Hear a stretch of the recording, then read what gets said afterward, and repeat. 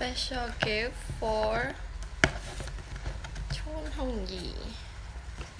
មែនតើទៅចង់បើកប្រអប់នឹងនៅសៀមរាបប៉ុន្តែដោយសារតែប្រអប់នឹងរៀងធំពេកទៅក៏ខ្ញុំសម្រេចចិត្តថាមកបើកនៅកពតវិញដូរនឹងត្រូវបានតាំងពី2 3ថ្ងៃមុនតែដោយសារតែខ្ញុំរវល់ចានារីម្នាក់នេះរវល់អត់មានពេកសម្រាប់ទេសត្វនេតិទូនឹងគឺយកការដេកសំខាន់ជាងចាគឺមានជាការ unboxing នឹងគឺអត់ហ៊ានឲ្យអាថងនឹងដាច់ទេដោយសារអីស្រឡាញ់អាថងនឹង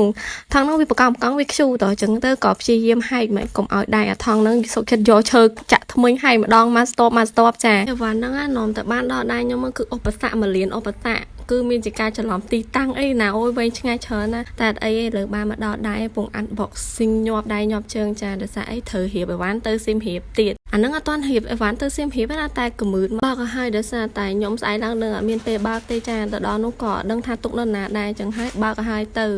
ទាន់តនេដៃចា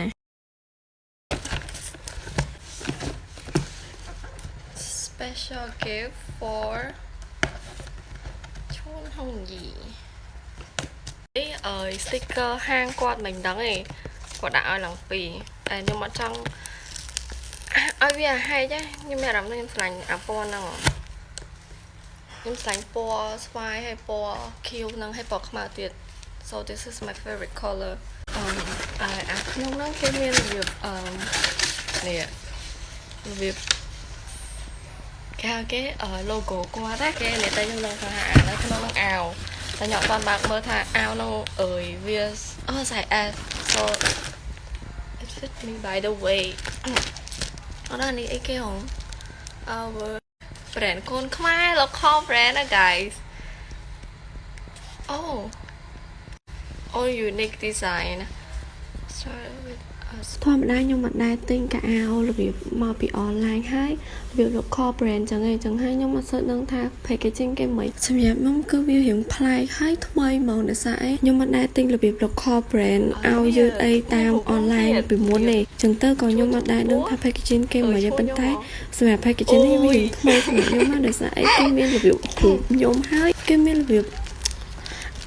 ប៉ុណ្ណាបាក់និយាយដឹងថាវាលយអានេះម៉ូតអាវដែលគាត់ឲ្យខ្ញុំហ្នឹងហើយឡើងឡយនេះសំខាន់មានរូបខ្ញុំគេចាក់នេះឡើងឡយហ្មងមកដល់វគ្គបើកហ្នឹងខ្ញុំអត់យល់ទេថាថៃបានទូរស័ព្ទវាកាំងស្គប់ចឹងហើយខ្ញុំក៏អត់យល់ដែរថាថៃបានខ្ញុំហត់នេះបើសិនជាគេដាក់ជាតិគីមីអីខ្ញុំងាប់មុនគេហ្មងតែអីឥឡូវហ្នឹងវាកាំងខ្លាំងហើយចាំខ្ញុំបានពេលហើយខ្ញុំថតឲ្យអ្នកទាំងអស់គ្នាបាយ